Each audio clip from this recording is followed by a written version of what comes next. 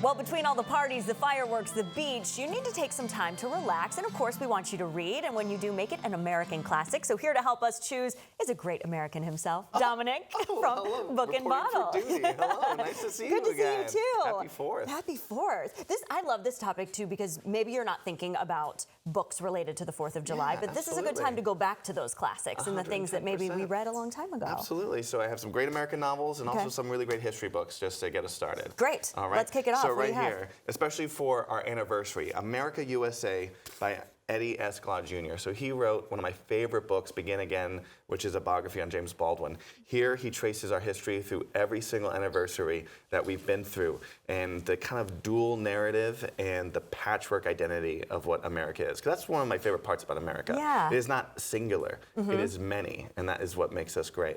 And so with that comes some histories that might not have been told, especially to the majority of Americans. And I think Eddie Glaude just says it with such surgical precision and poetry that it's a must-have for any person who wants to read about America. That's a good one for the anniversary to be able to go through all of that. Yeah. Especially right now with 250, come on. Yeah. So great. After that, when we think about America, a lot of times we'll think about one big word, freedom. What in the world does that mean? Thankfully, we have Timothy Snyder, one of my favorite writers, discussing all that in this tiny book. So this has just come out in paperback, so easy to bring to the beach. Some people might not think about philosophy as like a beach read, but I say if you bring it to the beach, it's a beach read. You can read anything. Excellent. That's right.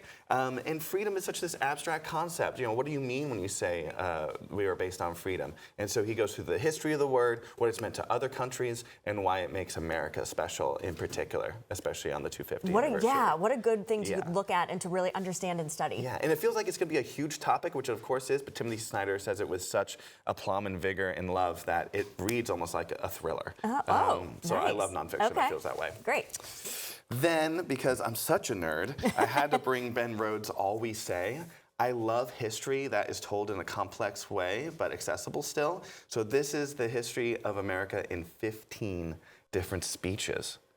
Oh, interesting. Right? So Ben Rhodes was the speechwriter for President Barack Obama. And so he's been studying speeches his entire life. And so he takes speeches from all across the spectrum of American history, from all sides of the aisle, and says, what were we telling ourselves? Because what we tell ourselves becomes our identity, right?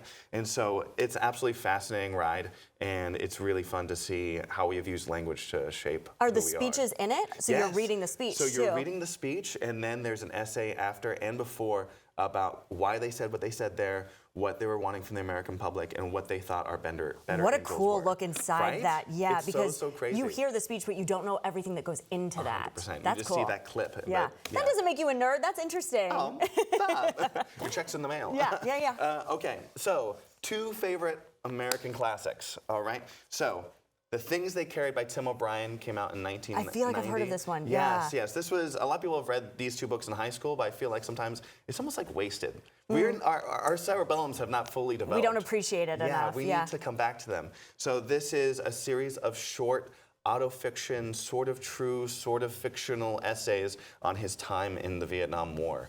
Especially during America's 250, we have to think about our veterans, how we got here. And I think through fiction, we're able to really contextualize our emotional empathy for something that we could never truly understand, which is something like war. It's a good tribute. Absolutely, absolutely. So, but again, I read this in about a day. It's a fast read.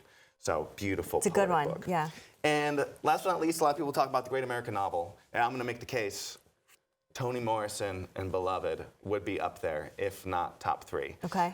We were reading this for our July book club, so you can argue with me if you think there's a better American novel than last Thursday. But this is a Southern Gothic novel. It is about a woman who has escaped the plantation and is being haunted by her baby, and is just poetic, beautiful, sings like a lullaby, but torments like a ghost story. Yeah, that's cool. It's part of your book club, too. Absolutely. So if people want to join the book club, if they want to come and get these books for the beach, where can we find you? You can come to Book and Bottle, bookandbottlestpete.com. Yes, wonderful. Thank you. These are great ideas. So interesting.